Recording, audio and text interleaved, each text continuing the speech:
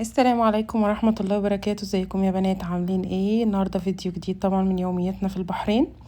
الفيديو اللي قبل اللي فات قلت لكم ان احنا رايحين مكان كده من مدينة التنين اللي هو السوق الصيني. تمام، ده من معالم البحرين، يعني اللي بيدخل البحرين بيروح يزوره يعني. تمام. مكان كده فيه كل حاجة، كل الناس اللي موجودة فيه صينيين طبعا. أكلاتهم، المنتجات بتاعتهم اللي هي أصلا في الصين بتتباع في نفس المكان ده. برضو هوريها لكم كده. احنا طبعا ما دخلناش قوي المكان، يعني ما دخلناش المكان اللي هو لفينا السوق كله. تمام. هوريه لكم برضو بتفاصيله وكل حاجة. اسمها مدينة التنين أو السوق الصيني. تمام. هنا داخلين، عايزه اقول لكم طبعا النظافه والشكل المكان حلو جدا جدا جدا. تمام، هتنبسطوا معايا كده زي ما انا انبسطت انا والولاد يعني فيه. تمام. هنا بقى هنركن وهندخل تمام بقى. منتجاتهم وكل حاجه عندهم موجوده، اللي هي بتتباع في الصين موجوده هنا. تمام. هنا دخلنا بقى، ركننا ودخلنا وكده. يلا يا دودي صورك. دي بص يا حوله، دي بتمشي، دي عجله. عجله والله، عجله اهي.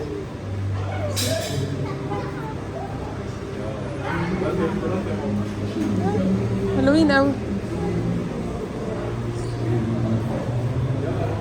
يلا يا دودي.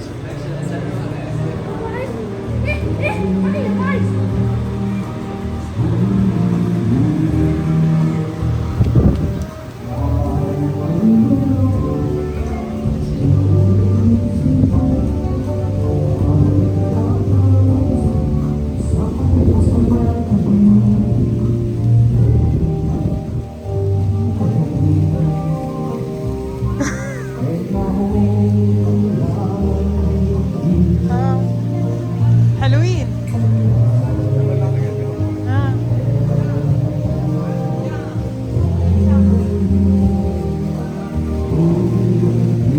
ما تيجي اصوركوا طيب؟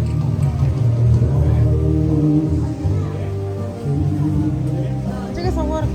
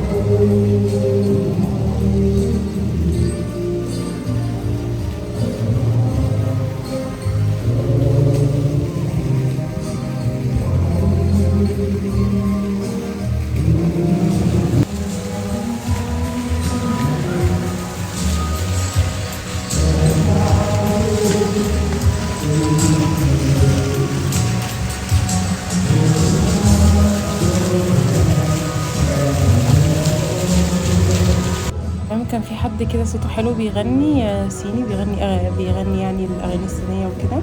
هنا بقى دخلنا المول جوه. هنا بصوا الاكلات الصينيه دي طبعا بتتباع كده، يعني هي مطبوخه وبتتباع كده، بتتاكل كده. تمام. وهنا طبعا رسم حنه بيبي شوف وزنك. والاغراض اللي هي بتاعتهم يعني وكده، ولبسهم، كل حاجه تخصهم.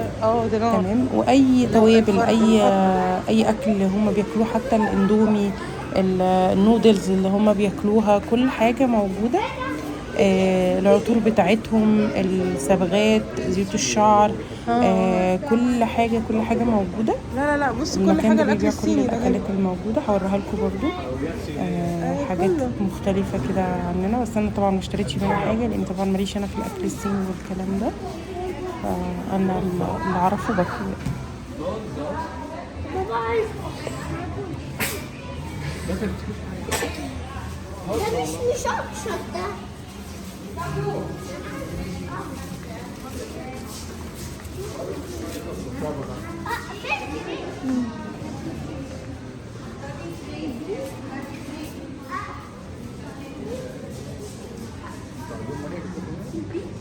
ممكن هات ازازه بس، ازازه واحده.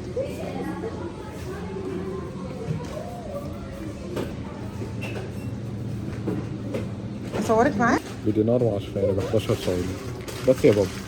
ده اللي هي الحاجات اللي هي بتاعتها. بينك بص بينك اهو. يلا بس يا مامي بس.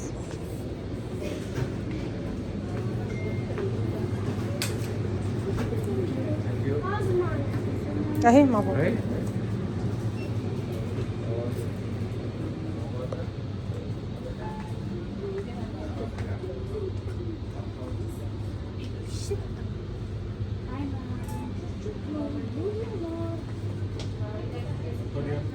بص الحامل حار. بص تعالى ثانية واحدة. البنك مش مشطشط. البنك ده مش مشطشط. انت اللي ام البنك ده مش مشطشط. بس يا توتي كله مشطشط. مشطشط وهي نار. ده بجد ده.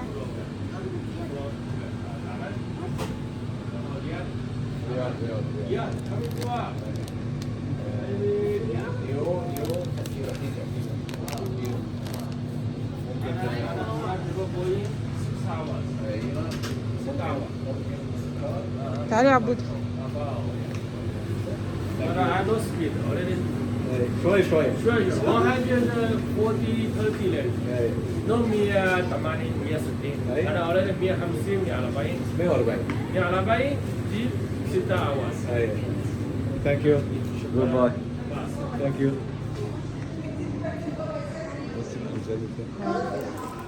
خد يا حتى دخان تبعهم برضه.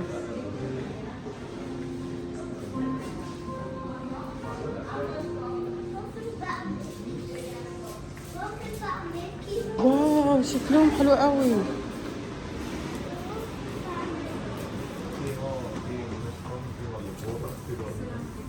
عليكم السلام. هذا هو نفس الكام؟ ايوه تعرفه؟ كويس. في الام احمر هنا بقى كنا دخلنا نسأل على الام أسعار السجاير يعني وكده. تمام. وزوجي اشترى يعني. بس هنكمل بقى واشترينا شوية حاجات طبعا يعني كنا محتاجينها وكده، فهتشوفوا معايا الفيديو برضو للآخر. هتشوفوا بقى احنا اشترينا ايه طبعا وكده، واخدت لكم برضو جولة وفكرة عن الحاجة اللي هي موجودة يعني. تمام. كل الحاجات دي صنع في الصين، كل الحاجات دي منتجات صينية، اذا كانت معمولة بالايد يعني هاند ميد او يعني مستوردة من الصين او كده. انا حبيت المكان، وطبعا عايزة اقول لكم الحاجات عندهم حلوة جدا، خصوصا الزيوت والاعشاب والحاجات اللي هي بتخص البشرة يعني والشعر وكده. الحاجات حلوة. انا اشتريت زيت للشعر يعني وكده. بس هجربه واقول لكم النتيجة يعني واوريه لكم. تمام. بعدين يعني جميل والله. حلو قوي. تمام. بس كده. هنا بقى دي مشروبات تخصهم وتوابل وحاجات كده، وحلويات وحاجات يعني بتخصهم يعني. احنا بقى دخلنا المحل ده اشترينا يعني حاجات. اشتريت طبعا الزيت، واشتريت محفظة يعني زوجي اشترى محفظة وكده. بس يا مامي بس.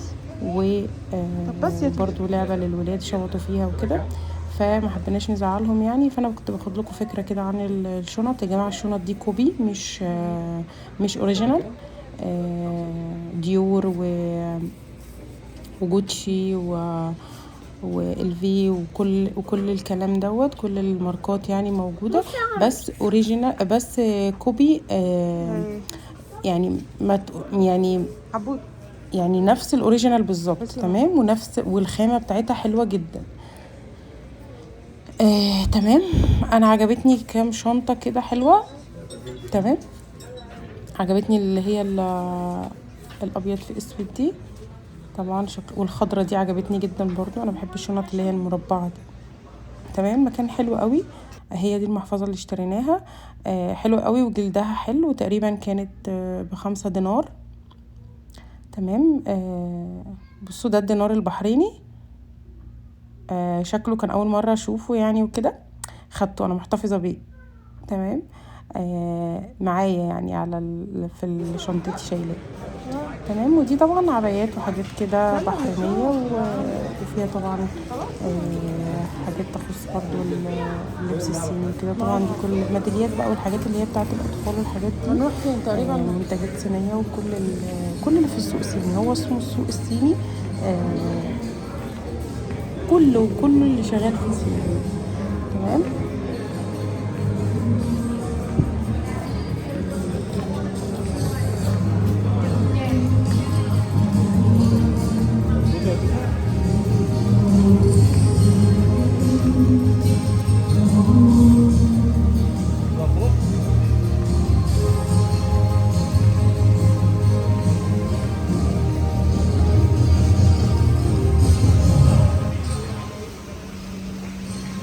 يلا عبودي.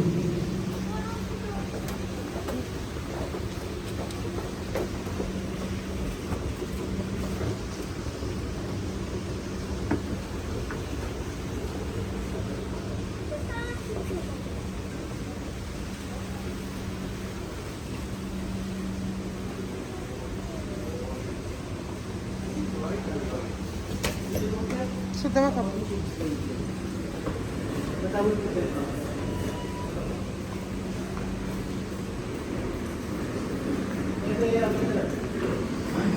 بص ده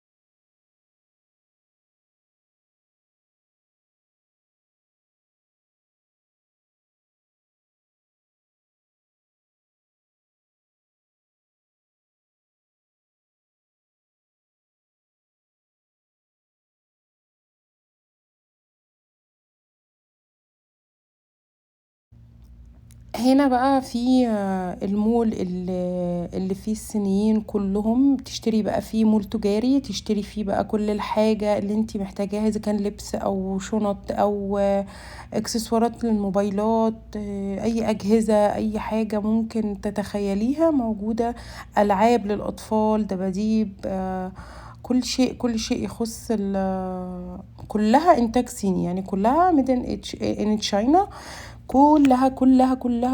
المول كبير جدا جدا جدا جدا جدا جدا فوق ما تتخيلوا. لبس الاطفال، كل حاجة موجودة فيه تخص السنين. انا اشتريت طبعا حاجات من هنا هوريها لكم برضو. انا اشتريت ايه، هقول لكم انا اشتريت ايه وايه وايه وكده. طبعا انا كتمت الصوت بس عشان خاطر ان انا اشرح لكم، فاهمين؟ بس كده. هنا بقى دخلنا محل، بس طبعا انا قلت له يعني الولاد عندهم وكده، دول التلاتة تقريبا ب11 دينار او مش فاكرة يعني والله، بس 3 قطع يعني، بتقدري تشكليهم براحتك زي ما تحبي. قماشة التيشيرتات قطن وحلوة جدا جدا جدا. هم بيهتموا بحاجات الأطفال وبيهتموا بالأطفال جدا، لدرجة ان هم يعني حتى نوع القطن او نوع التيشيرت بيبقى الخامة بتاعته حلوة جدا وطرية جدا. تمام. بصوا الشنط دي طبعا كوبي، مش اوريجينال. سألت عليها برضو، بس هي كانت غالية شوية عن الطبيعي يعني. بس حلوة جدا، والخامة بتاعتها حلوة، الماتيريال حلو. تمام. دي الشنطة دي عجبتني، فانا طبعا وترندي قوي، فانا قلت ايه اسأل عليها بسعرها كام، وكنت هشتريها يعني، بس لا ما اشتريتهاش. تمام.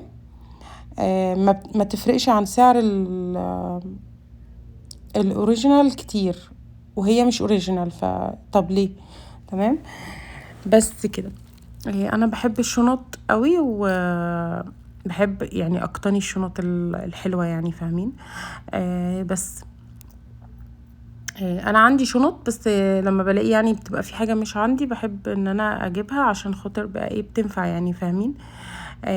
بس هنا بقى دخلنا المكان ده. انا عجبتني العباية دي اللي هي الستان دي، حسيتها حلوة، هتبقى حلوة عليا. وغير كده كمان احنا كنا رايحين مكان يعني بول،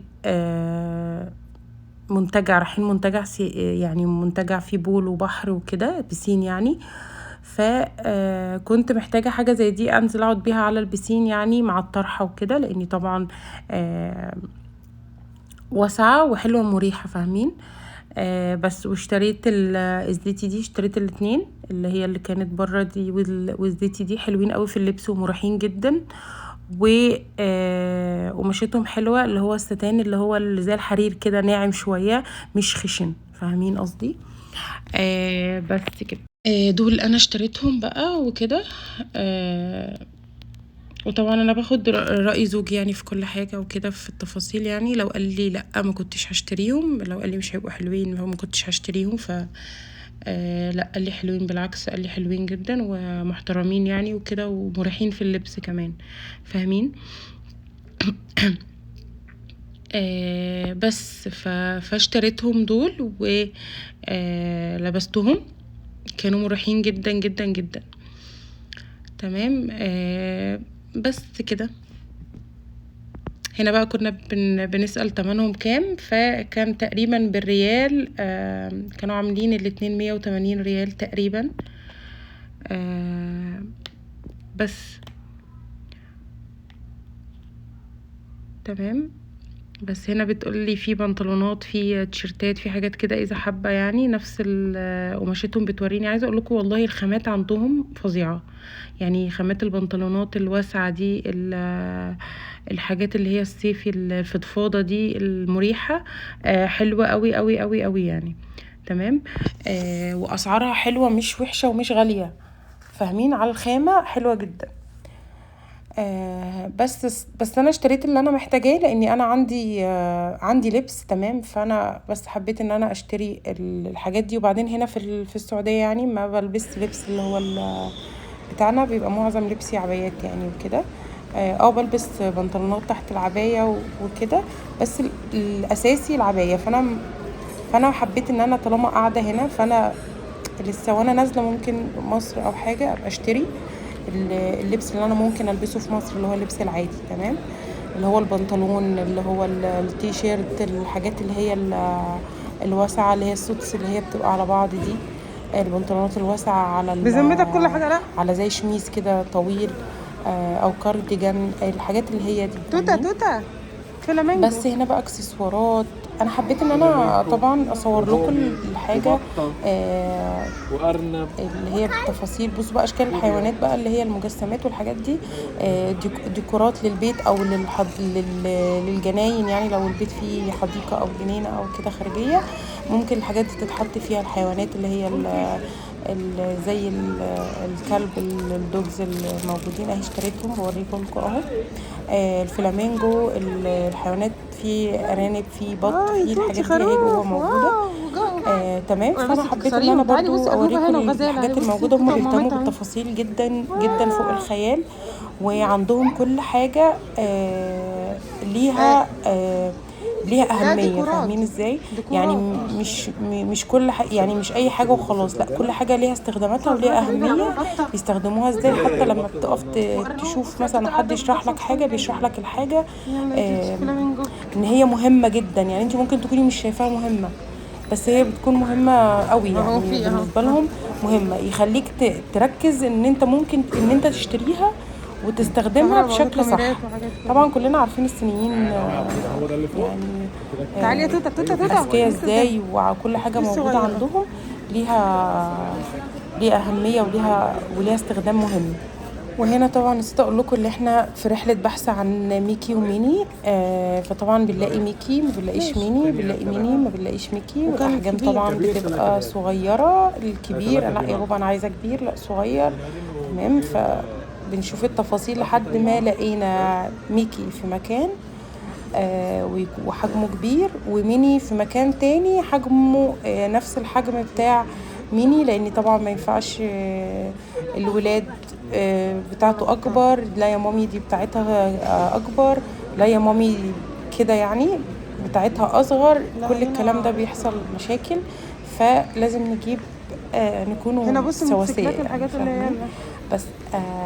فهنا كده مستمرين في البحث. الحمد لله في الاخر لقينا واشترينا ميكي وميني تمام. خلاص كده. بس هنا طبعا الكريمات بقى والحاجات والميك اب، عايزه اقول لكم كان الميك اب والحاجات دي بالنسبه لي يعني كنز. والكريمات والحاجات دي انا بحبها، والعطور والحاجات اللي هي مخصصه للجسم وكده دي انا بحبها جدا.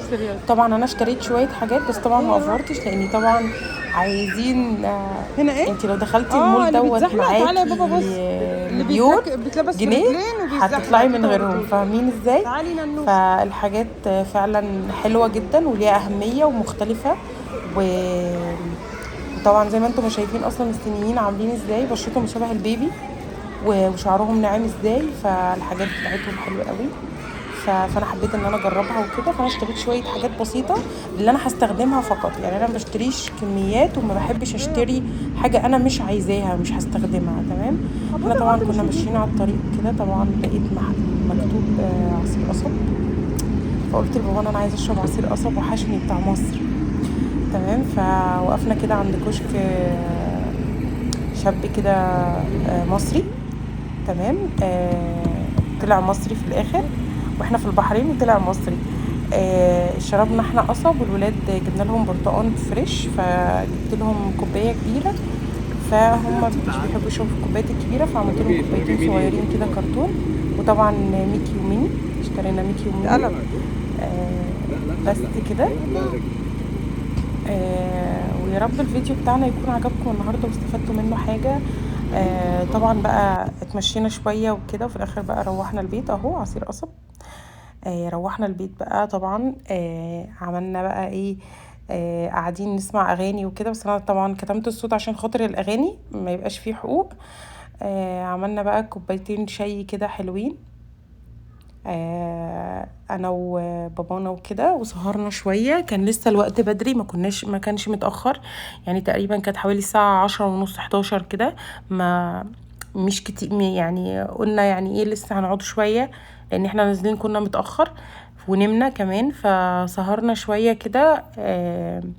عملنا شاي، والولاد قعدوا يلعبوا بالالعاب اللي احنا جبناها لهم، ميكي وميني، وكانوا فرحانين بيها قوي. بس كان اليوم لطيف قوي قوي قوي، فانا حبيت ان انا ايه يعني هنعمل بقى شاي، نقعد بقى يعني كده قاعدة لطيفة.